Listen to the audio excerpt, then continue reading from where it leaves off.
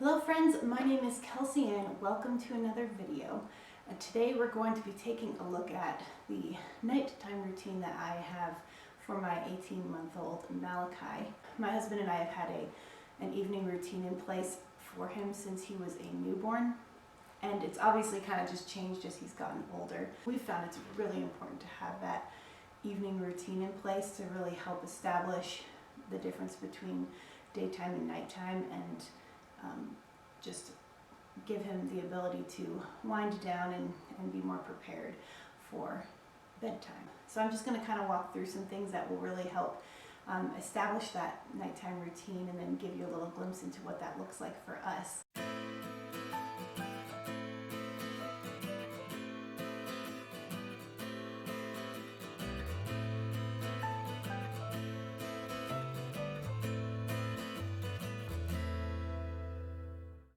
The first point that I would make is the importance of establishing a routine throughout the day. So you can, try and set up a routine at night, and that's really good. But if your toddler doesn't have any experience with routine or with scheduling or with any sense of order during the day, then it's going to be really hard to expect them to fall into that easily for the nighttime. And that's especially true if the morning is a struggle. If you're struggling with your child sleeping at night, or getting up way too early, and stuff like that, it's really going to make it a struggle to just jump into a nighttime routine. And having a nighttime routine may be your first step to getting that sort of more schedule in place. So that's a really great start. But just remember, if you aren't used to that already, if your toddler isn't used to that already, it just may take some little baby steps to work up to it. The next thing that I would say is to make sure and allow plenty of activity in the daytime. It's really hard if your child's been kind of cooped up during the day, then to hit the evening time and expect them to wind down when they have all this pent up energy. Any toddler, but in my case in particular, I have a toddler boy. There's a lot of energy there.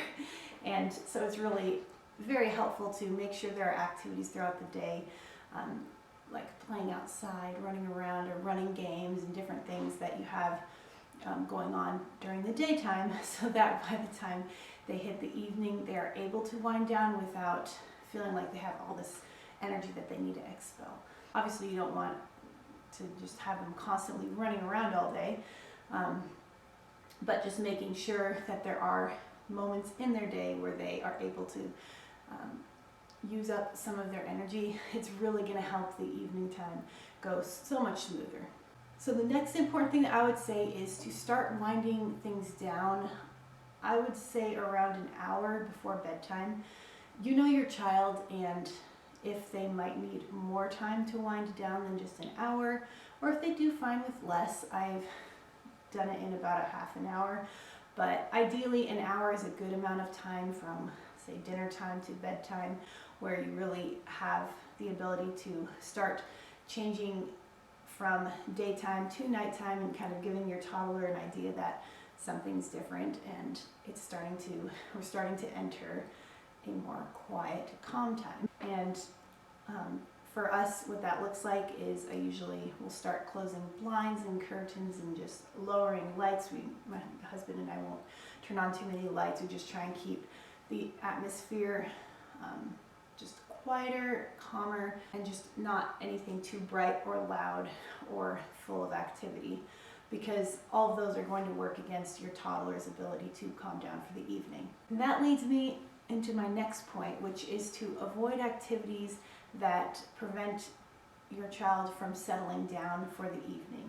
Things like really active chasing play, screens like computer, TV screens, phone screens even, those types of things that are going to be counterintuitive to a toddler settling down. Another thing you might want to think about is actually dessert and the things that they're eating before they go to bed. If you're going to feed your toddler dessert, make sure it's not too close to bedtime, or you'll find them bouncing off the walls instead of settling down to sleep. And then in the same way with screens and things that are just going to kind of wake them up more than put them to sleep or relax them, or playing music loudly or active active games or things that get them hyped up is not going to work in your favor. And I'm sure you know this from experience, but sometimes it helps to hear it and just have a reminder to just have those activities in the evening time that are more quiet and calm and just kind of, again, promoting the atmosphere of peaceful quiet for the evening and for bedtime. The next thing that I would say is the importance of having the whole household on board. It's not going to work to have a quieter evening for your toddler or keeping his activities more calm if you have a household that's kind of bouncing off the walls, particularly if you have older kids, if you have like a husband who likes to watch TV, or if you have older kids who are just going to be bouncing off the walls or really have a lot of energy. Maybe they're not going to bed for a while, but that doesn't matter. You need to have the whole household on board helping you to get the environment quieter and calmer for your toddler, because your toddler is not going to want to go to bed if there's a party going on outside his door, and he's definitely not going to enjoy getting ready, and he's not going to be able to follow your example of being calm and quiet if he's got other siblings who are very hyper and active.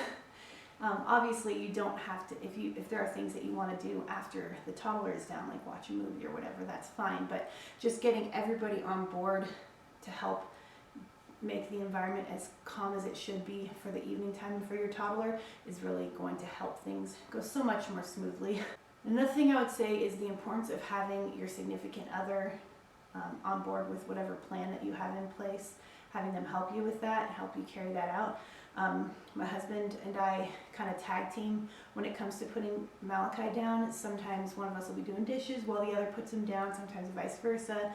Sometimes one of us will start getting him ready and then we'll switch off. It just kind of depends on how we're feeling and what we've decided, but the important thing is we both communicate who's going to do what and have a plan in place. We both know what that looks like, and we are both on board as far as getting him ready and just working together to create as little stress as possible. If there is any stress or any discord between us, it's surprising how easily a child does catch on to those things. So it's really important to just have that unity between the two of us and that we're working together to get this little toddler to bed on time. The last thing I'm going to talk about, which may have been the main point you clicked on this video, is the actual routine that you have for your child. So what that looks like for us is first we get his teeth brushed and get his jammies on, and that kind of gives him a clue that it's getting close to that time. I don't bathe him every night, but on the nights that I do, that kind of helps to wind him down usually. Sometimes it amps him up more. I'm not sure how that works for you, but let me know in the comments if you've experienced that. Does your toddler get amped up or wind down from bath time? But anyway, so after getting him ready for bed, then that's when we will go into his room. I obviously will have the curtains and the blinds shut, and we turn on his little lamp by the rocking chair, which is dimmer than his regular bedroom light. And we'll just read a few books together and kind of have some time to chat between ourselves and have good quality one-on-one parent and child time. So then after we read together, I'll pray for him, and then I will take him to his crib. He doesn't always settle down right away. I will rock him for like 10 seconds, and then I'll just put him down in his crib, and he will often play for a good 10-15 minutes before he actually goes to sleep. And that's okay. I've put some stuffed animals by his bed to allow him to have that option if he chooses. It would be an issue if he was not going to sleep for another 30 minutes to an hour after I put him down, but from the time that I place him in his crib to when he goes to sleep, it's usually not more than 20 minutes, usually more like 10, maybe 15. And he will play and put himself to sleep. And that's what this evening routine looks like for us. It's obviously going to be different for every family, for every child even. And I would be curious to hear what your routines look like. Do you have, like, any parents out there, do you have any tips for what that looks like for you, for anything that worked or didn't work for you? And if you found this video helpful, give it a thumbs up and subscribe to this channel if you haven't already, and you'll be able to get more content like this.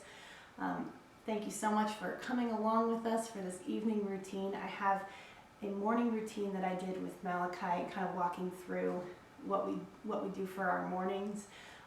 If you want to check that out, I'll have it linked in the description below, and I will look forward to seeing you all soon in the next video. Bye.